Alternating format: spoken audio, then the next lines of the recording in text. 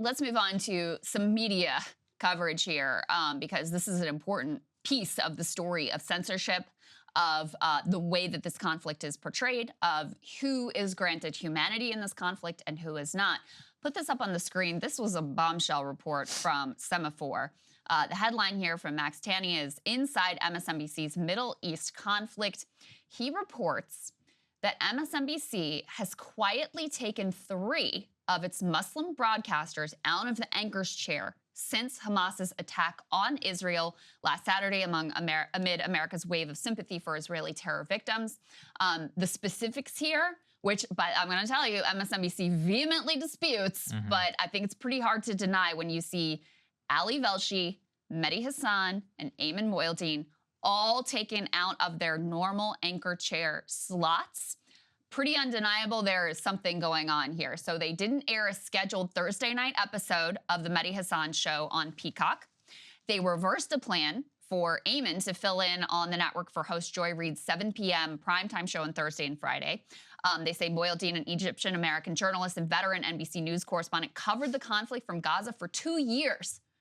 Wouldn't you think that the guy who was in Gaza for 2 years covering this conflict might have something to add to your coverage? One might think so.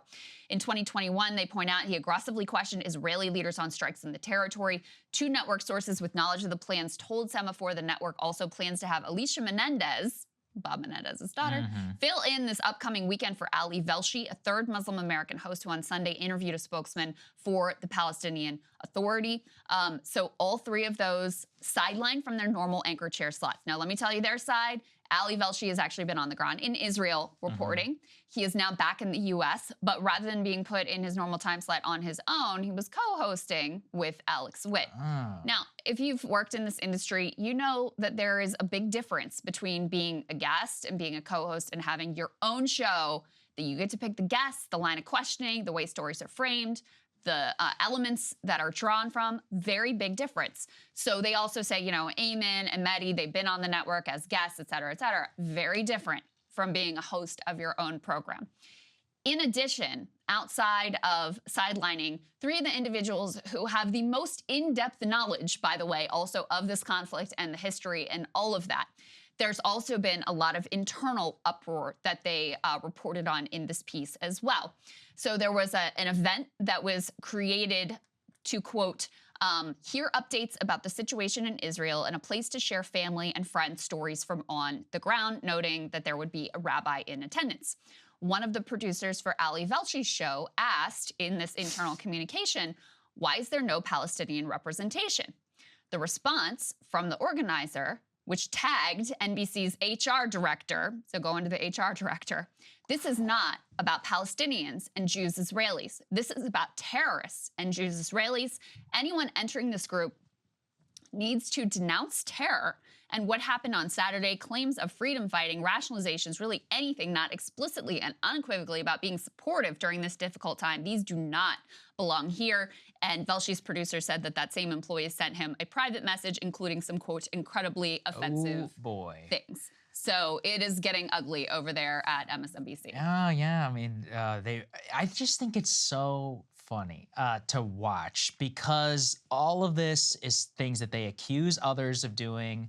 All of this demonstrates their one-sided nature, but more so, it just shows you who they really take their orders from, and that's the ADL. How can we forget that the ADL president appeared on their network, looked straight into the camera, and gave them orders, and then they followed those orders only hours afterwards? We'll relive that from last week. Let's take a listen. I must say, I love this show and I love this network, but I've got to ask, who is writing the scripts?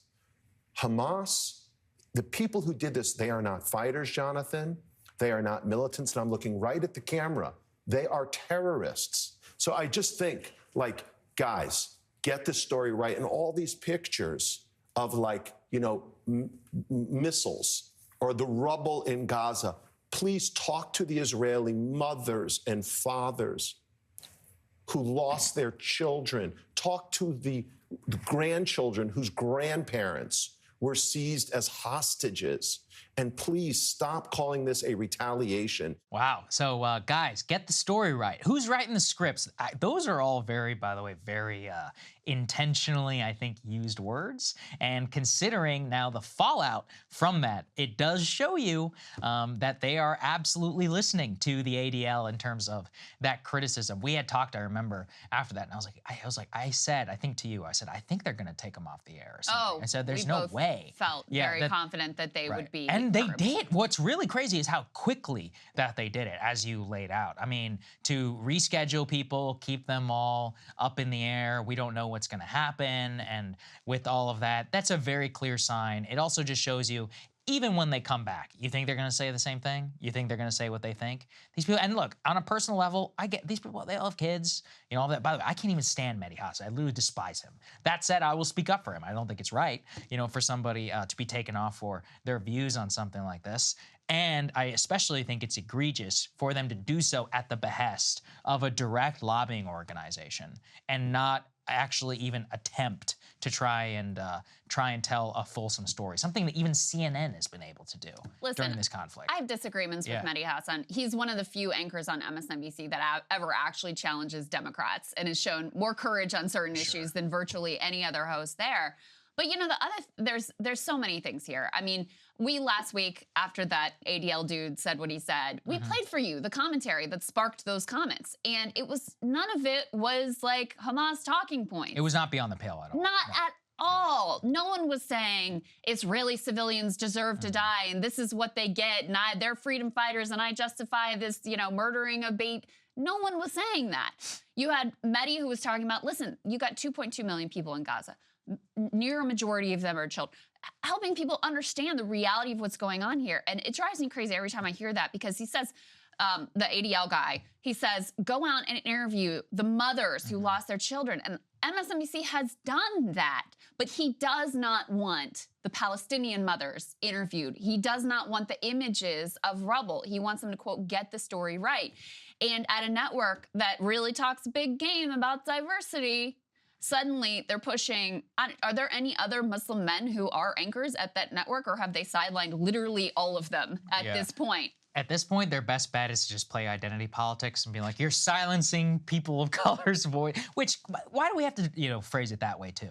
But I mean, the fact that they have backgrounds in the region and knowledge of and reporting on the ground in the region, that's a valuable asset. That's for me, it's like, I don't care whether Ayman is a Muslim or not. I care that he spent some time in Gaza. So I'm like, okay, all right, I want to hear what he has to say. I don't know that many people have been to Gaza. It's really hard to get to, especially for American citizens who are journalists. I believe he's Egyptian, so he has some background that he can give some there as well. That's great. That's what I want to hear from. I want to hear from people, anybody who has spent significant time there. That's really what the disservice is, as opposed to somebody who's in New York who's never even been to the region. I mean, how can you possibly give context? I mean, I rely on a lot of my experience in the Middle East and even in Israel as well, just to try and inform some of the commentary that I bring here. I like to think that it's helpful for people, and yeah, I just can't imagine, you know, being taken off from that in lieu of whatever the political preferences are of said bosses. But that's why we don't have bosses. Yeah, I mean, they're doing special primetime coverage at the network.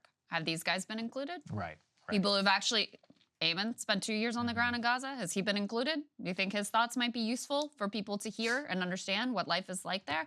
No, he has been excluded from that coverage. So it is very interesting to watch in real time the way that these stories are shaped and how, you know, anyone that might have a dissident view or something else that they could bring to the table, they're not, you know, they're not fired, they're not completely censored, they're still allowed to be a guest, but they're going to be reined in, they're going to be managed, they're going to make sure that they can stay in their lane. Hey guys, if you like that video, go to breakingpoints.com, become a premium subscriber and help us build the best independent media organization on the planet. That's right, we're subscriber funded, we're building something new, we want to replace these failing mainstream media organizations. So again, to subscribe, it's breakingpoints.com.